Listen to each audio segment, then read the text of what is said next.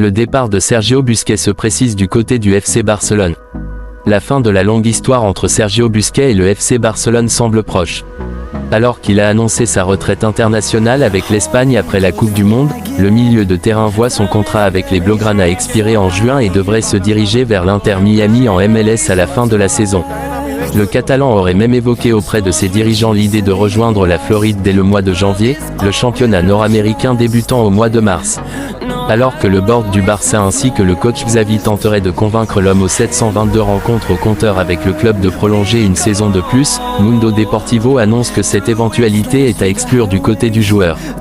Le staff barcelonais ne serait pas pour un départ de Busquets en hiver, que ce soit cette année ou en janvier 2024, ne voulant pas perdre le milieu défensif en plein milieu de la saison.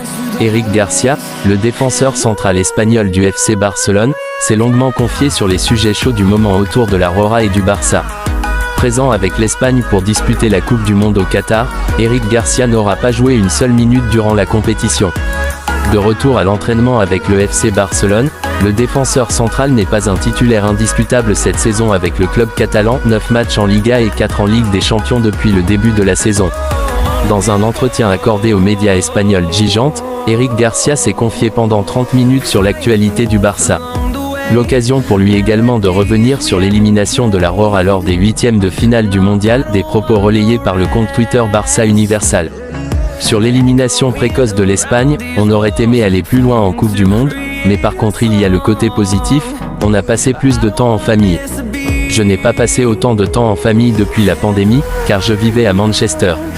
Sur son temps de jeu au mondial, déçu de ne pas avoir joué la Coupe du Monde.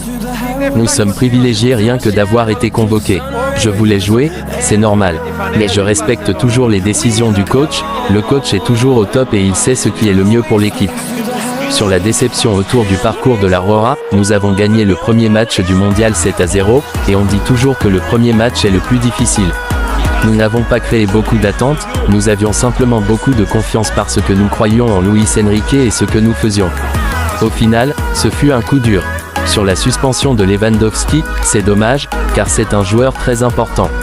Mais je ne suis pas trop inquiet, il y a beaucoup de bons joueurs qui peuvent jouer à son poste et je suis sûr que ce joueur fera de son mieux. Néanmoins, je ne comprends pas la suspension de 3 matchs de Lewandowski. Je ne sais pas ce qui s'est passé. Lewandowski nous a dit qu'il n'avait rien dit à l'arbitre. C'est un peu étrange. Sur le départ à la retraite de Piqué, Piqué nous manque beaucoup dans le vestiaire. C'est un joueur différent, une personne différente. Il a une façon particulière de communiquer. 3 minutes avant le match, il fait des blagues, puis il devient sérieux et joue un grand match. C'est le seul joueur que j'ai jamais vu faire ça. Piqué était un joueur très intelligent. Il voyait les choses une seconde avant tout le monde. Il n'a pas souffert pendant les matchs car il était toujours bien placé et il lisait très bien les mouvements de l'adversaire. Sur les arrivées de Christensen et Koundé cet été, je l'ai pris comme un défi. Je connais mes capacités et ce que je peux offrir. Ces signatures m'ont fait grandir. À Man City, j'ai également eu beaucoup de concurrence. Je dois travailler beaucoup plus dur pour saisir les opportunités. C'est bien. Sur Bernardo Silva, chaque fois qu'on me demandait qui était le meilleur joueur de Man City, je disais toujours Bernardo. C'est un joueur polyvalent et sensationnel. Sur Léo Messi, c'est le meilleur joueur que j'ai vu jouer. 2 offres seraient tombées pour Enzo Fernandez, le milieu de terrain argentin pisté par le FC Barcelone et le Real Madrid. Où signera cette révélation de la Coupe du Monde 2022 ? Auteur d'un grand mondial au Qatar avec l'Argentine, qui s'est conclu par une victoire en finale contre l'équipe de France et un titre de champion du monde à tout juste 21 ans, Enzo Fernandez attire les convoitises des plus grands clubs du globe, et notamment du FC Barcelone et du Real Madrid. 2 offres pour Enzo Fernandez, sa valeur marchande a d'ailleurs explosé, passant à maintenant 100 millions d'euros.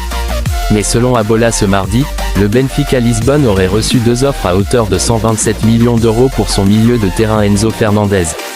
2 propositions très élevées, qui sont même supérieures à sa clause libératoire, fixée à 120 millions d'euros avec le Benfica. En revanche, aucun club n'a été cité par le journal portugais. Dossier à suivre. Merci d'avoir regardé la vidéo. Et si elle t'a plu, n'hésite pas d'aimer la vidéo et de t'abonner.